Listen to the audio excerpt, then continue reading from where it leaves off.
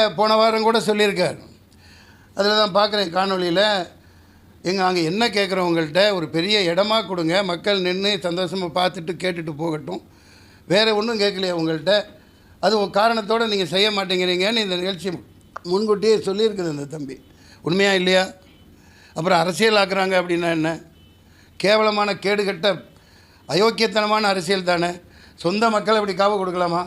சொந்த மக்களை சொந்த ஊர்க்காரங்களை காவு கொடுத்துட்டு நல்ல வேஷம் போட்டுட்ருக்காங்க. அவரோட வளர்ச்சி பிடிக்காமல் அவர் எதுக்குன்னா, நீ கொள்கை ரீதியாக எதிர் கூட்டம் போட்டு அவருக்கு பதில் சொல்லு. பைத்தியக்காரனே, போலீஸ்காரன் துரத்தி விட்றான், இங்கேருந்து போங்க, இப்படிலாம் ஆயிடுச்சுங்கிறா. எல்லா நாடகமும் அவங்க நடத்துகிறாங்க. இங்கே பாரு, அந்த சொல்கிறதுக்கு தானே இந்த திட்டமே. துரத்தி விட்டு போட்டு அடுத்த நிமிஷம் இவங்களால் வர முடியுதில்ல. இது எவ்வளோ பெரிய பக்கா பிளானிங்கு.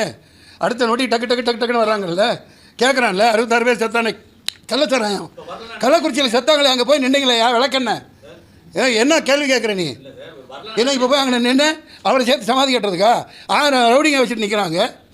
பதிகாரத்தனமாக கேள்வி கேட்குறீங்களா? யதார்த்தத்தை பேசுங்க, மக்களுக்கு உண்மையை சொல்லுங்கள். ட்விச் பண்ண கருவியாக நீங்கள் இங்கே வராதிங்க. அதில் தான் அரசியல் பண்ணிகிட்ருக்காங்க ஆள்றவங்க. நீங்களும் 4ஆம் தூண் வேடிக்கை பார்த்துட்ருக்கீங்க. இப்போ அவர் வராமல் இருந்திருந்தா என்ன சொன்னீங்க?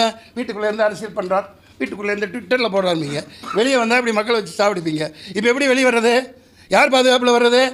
இது ரொம்ப நாளைக்கு இந்த பருப்பு வேகாது. 6 மாதத்தில் மக்கள் இதுக்கான தீர்ப்பு தருவாங்க. Support to unconditional support to Vijay. You keep going on, keep on working, the rest of the things people will decide. மக்கள் தீர்மானிப்பாங்க. கொடுக்கல, யார் கையில் போலீஸ் இருக்குது? முதல் பாதுகாப்பு 28 கண்டிஷன் போடுறீங்களா இல்லையாப்பா? நீங்கள் ஒரு மாநாடு நடத்த கூட்டத்துக்கு 28 கண்டிஷன் கேட்டு போடுறாங்களா இல்லையா? எந்த கட்சிக்கு அது போட்டாங்களா? அதே மாதிரி 28,000 போலீஸ் 2,000 போலீஸ் அங்கே நிற்கணும்ல. அதே முட்டுச்சந்தையில் கொடுத்துருக்கீங்க. டேய், என்ன நீ பச்சை குழந்தைத்தனமா? 10,000 பேர் அப்படி தான் சொல்லுவாங்க. 20,000 பேர் சொன்னால் உங்களுக்கு பர்மிஷன் கிடையாதுன்றான். போலீஸை பற்றி தெரியாதா? போலீஸ்காரங்க நல்லவங்க. அவங்க என்ன செய்வாங்க? மேலே என்ன ஆர்டரோ என்ன உத்தரவோ அதுபடி அவங்க நடந்துக்குவாங்க. அவ்வளோதான் அவங்களால முடியும். அனுமதி கேட்கல 10,000 பேர் வருவாங்கன்னு அப்படி தான் கொடுக்கணும். அவங்க அப்படி தான் நடைமுறை. இதை கூப்பிட்டு கூட்டம் போடுவான். அவனுக்கு பொட்டல் வெளியில் நல்லா 10 கிலோமீட்டரில் இடம் கொடுப்பீங்க. Shame on this politics. அது நான் சொல்கிறதுக்கு ஒன்றுமே இல்லை. அது அவர் பார்த்துக்குவார். அவருக்கு இருக்கு எல்லாம். ஒரு கட்சி நடத்திட்டு போகிறவருக்கு இருக்குது. நான் அறவரை சொல்கிற அளவுக்கெல்லாம் சத்யராஜ் மாதிரி ஆள் கிடையாது. அவர் பெரிய மனுஷன், உயர்ந்த மனுஷன். அண்ணே கை வச்சு பாரு தமிழ்நாடு என்ன ஆகுதுன்னு. பண்ணுறவனை விட்டு போட்டு விஜயை கைது பண்ணிக்கிறேன். போனப்பா பொழப்பு கட்டணும்.